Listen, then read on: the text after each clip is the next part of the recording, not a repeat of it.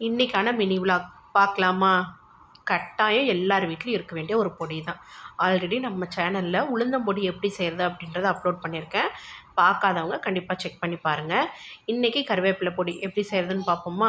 கடலப்பருப்பு, உளுந்தம்பருப்பு, பொட்டுக்கடலை இது எல்லாமே நம்ம டம்ளரோ கப்போ எதில் அளக்கிறோமோ அதில் கரெக்டாக அளந்துக்குங்க. நான் இன்றைக்கி எல்லாமே 3/4 டம்ளர் எடுத்திருக்கேன். எடுத்துகிட்டு நல்லா ட்ரை ரோஸ்ட் பண்ணதுக்கப்புறமா நம்ம காரத்துக்கு தகுந்த மாதிரி 5லேருந்து 6 காஞ்ச மிளகா சேர்த்துட்டு அதையும் நல்லா ட்ரை ரோஸ்ட் பண்ணிக்கோங்க. அதிலே கொஞ்சம் ஜீரகத்தையும் சேர்த்து நல்லா வறுத்து சேர்த்துக்குங்க.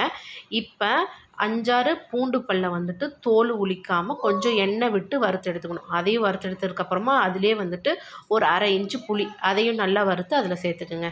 சேர்த்ததுக்கப்புறம் நான் வந்துட்டு கருவேப்பிலையை வந்து காய வச்சுருக்கேன். காய வைக்கலைனாலும் நல்லா ரோஸ்ட் பண்ணோம் அப்படின்னா நல்லா இந்த மாதிரி மொறு மொறுன்னு வரணும். அந்தளவுக்கு நல்லா மொறு மொறுன்னு வறுத்து எடுத்ததுக்கப்புறமா அதையும் அதில் சேர்த்துட்டு லைட்டாக பெருங்காயத்தூள், தேவையான அளவு உப்பு போட்டு கொரகொரப்பாக வேணுன்னா கொரகொரப்பாக அரைச்சிக்கலாம், இல்லை நல்லா நைஸாக வேணாலும் அரைச்சிக்கலாம். இது இட்லி, தோசை, சாதம் எல்லாத்துக்குமே நல்லெண்ணெய் விட்டு சாப்பிட்டோம் அப்படின்னா அவ்வளோ ஒரு உடம்புக்கு நல்லது. கட்டாயம் எல்லார் வீட்லையும் இருக்க வேண்டியதுதான். முட்டை தோசை ஊற்றிட்டு அது மேலேயும் தூவிக்கலாம், தொட்டும் சாப்பிட்லாம். எல்லாமே நம்ம விருப்பம்தான். கட்டாயம் நீங்களும் ட்ரை பண்ணி பார்த்துட்டு எப்படி இருந்தது அப்படின்றத எங்கூட கமெண்ட்ஸில் ஷேர் பண்ணுங்கள். கட்டாயம் உங்கள் வீட்டில் செஞ்சு வச்சுக்கோங்க. இதே மாதிரி இன்னொரு வீடியோவில் பார்க்கலாம். பாய்.